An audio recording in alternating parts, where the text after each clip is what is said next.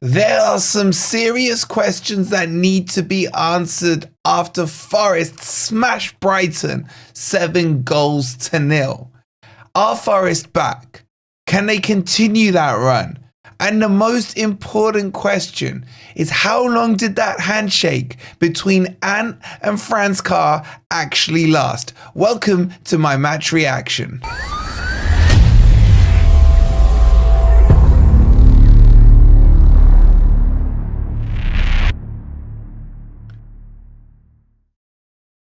Good morning, good evening, or good night. I hope you guys are doing well, and welcome to my match reaction. And yes, my voice still has not recovered after yesterday. If you're enjoying the content, please don't forget to hit that like button. If you're smiling, I want to know with those likes. Make sure you're subscribed if you're new as well, and make sure you check out Mi Carrera, where you can buy stocks in players based on your football knowledge. I've just gone and bought into Jude Bellingham and into William Saliba. Their prices are down and I think it's a good time to buy. So if you want to get investing, scan the QR code or click on the link that's pinned in the comments.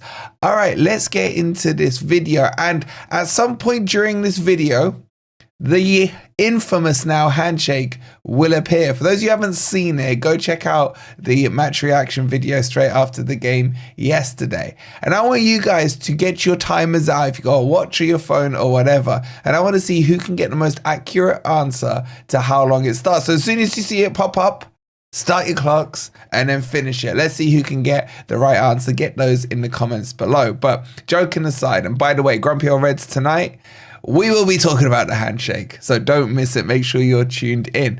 But there's a lot to dissect from yesterday's game. First thing I want to jump into, by the way, is Elanga. As I said on the player ratings yesterday, it's not often I'm wrong. In fact, never ever can I remember a time of being wrong about my football knowledge. But Elanga is starting to absolutely put a smile on my face. That second goal that he did for Chris Wood was some of the best IQ level football I have seen from him. When you break it down, if you have pace as a winger, the thing you should do is like start your pace. So if you watch that goal back, what does Elanga do? He runs towards Dunkin' Donut, and then as soon as he approaches him, he slows down, which halts as well Dunkin' Donut's like pace and his momentum as Elanga's coming face onto him. And then he hits the accelerator again with the afterburners, with the nitrous, gone in 60 seconds style, and he's left him dead. He's dugged him. And then he just gives Chris Wood an absolute tap-in. This is why Elanga has frustrated me for like 6 months this season, because he's got the attributes to do it, and he did it in abundance, especially yesterday. Just watch it back. The acceleration, slow down, afterburners.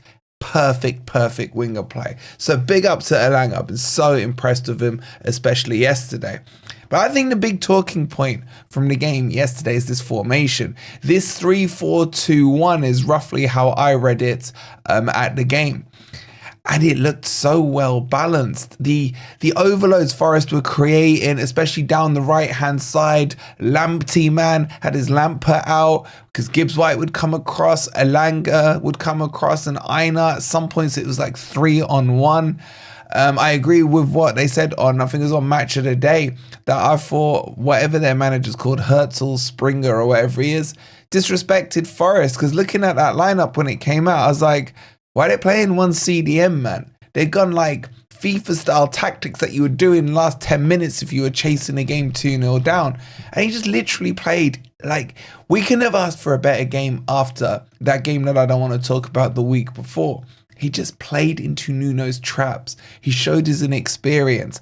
And bang, like Brighton would have the ball and then suddenly Forest would grab it, bang, transition out wide to the byline, cross it in or square it in goal. It's beautiful to watch yesterday. And this formation had a lot to do with it. Now, don't get me wrong, at times we did look a little light in the midfield.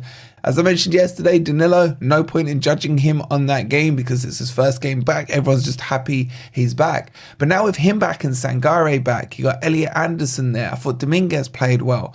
You still have Yates as backup on top of that. That's now 5 central midfielders Nuno has to pick from, rather than that rotation of 3 that he's had to be doing week in, week out. I know it's cliche, but it is technically 2 new signings for Forest.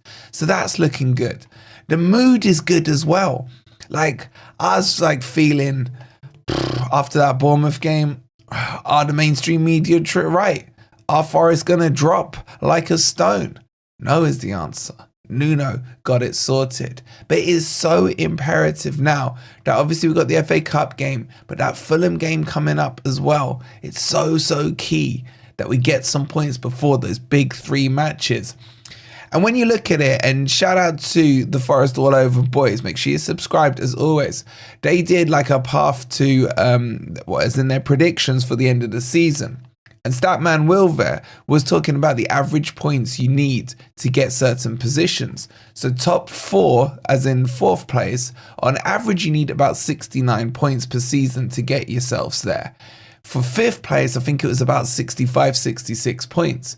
Now we're already on 47. So we're talking potentially, if you base it on averages, and I know it doesn't always work out like this, but to get a top 4 finish, Forest need between 17 and about 20 points to get themselves in the Champions League. That's about 5 or 6 wins, or a couple of draws and 4 wins and what have you. And when you break it down into these bite-sized chunks, it actually feels well within reach. Okay, it's starting to feel like Liverpool are getting all the rub of the greens on their decisions. Maybe we'll struggle to catch them, but I will still say it. No titles are given out in the league when it comes to February. It's always May. Well, it depends if it was COVID, but you get my point. So I'm feeling upbeat again about this whole season, this run of fixtures that Nuno's gotten back dialed in. I thought Morgan Gibbs-White controlled the game really well yesterday. Neco Williams didn't even know he was wearing a mask until I saw the highlight reels there. Looked pretty cool, and he really did deserve that goal. So overall, things are looking so rosy again. It's weird how football can play on your emotions this month. I've had a really bad week. Lots of work to do last week, that stupid boring mouth result and everything else. And now you sit here and you just get your result out of the way first. I'm not a big fan of the 12:30s, by the way. But when you win them, I'm a huge fan of it. Because then you're looking at the 3 o'clock fixtures. Newcastle lost. You saw Villa losing as well. Boring mouth lost. Okay, Liverpool won, but it was like, either way you could argue that result would have gone in our favour. So all these teams drop points around us. We need Chelsea to lose today, and I'd probably say like a draw in the Arsenal game would be a good result. But again, you could argue the case either way. If Arsenal win, then I'll be here spinning it saying, well, we put a 6-point gap, whatever it is, to Man City. If Man City win, well, we're level on points with Arsenal. So it's quite win-win. I guess it's that Chelsea-West Ham one that's probably going to be a pretty important game when it comes to today's fixtures. But the mood changes. We can relax and watch the game knowing the boys already did the business. And that Forest just smashed the crap out of Brighton. And that's the response. With about 5 to 6 minutes to go at the end of the match, me and Ez were sitting there saying, you know what, as much as getting 6, 7, 8, 9 would be fun and amazing, it just felt at that stage that the clean sheet was more important, that you'd sacrifice one of those goals to make sure that that clean sheet count stayed at our position count stayed at 0 to secure the bag of that clean sheet. And it was one of the first things Nuno mentioned in his post-match interview.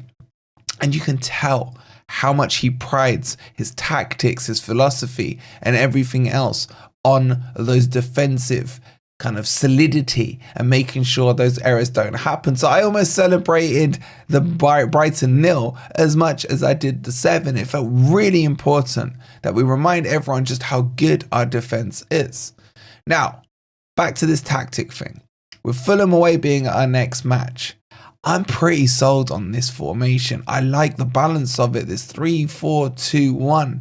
The way it was fluid as well. Elanga moving from the left, then to the right and the middle. At one point, Wadinho moved out to the left. Elanga played almost like a false 9. And Brighton found it really hard to kind of track these players, mark them, lock down this formation. And this is another new formation. Oh, he's used it a couple of times before. There's another new tactic that Nuno's just added to the bow that he can rely on. But the key thing was getting that first goal. Because we've been ahead so many times in games, and so many times when we've been ahead, we've gone on to win or at least not lose that game. And this is now really the way forward for Forest. We just got to take the lead, man. If we take the lead, I can relax a little bit. Didn't relax yesterday till about 6 though. I ain't gonna lie to you. I was still worried about the Jinx-Serene. So no more Jinx-Serenes. How long was that handshake? Let me know in the comments down below. And we'll see you tonight on Grumpy Old Reds. I'm still shattered. The adrenaline's run out of my body, but I don't care. 7-0. The last 7-0, I remember with Forest was the other way around on my birthday when we held it to Blackburn. That was a dark day. This is the complete opposite. We'll see you on Grumpy Old Reds tonight. Please don't forget to hit that like if you haven't already. Make sure you're subscribed if you're new. And go check out Mi Carrera, show him some love. Come on, you Reds.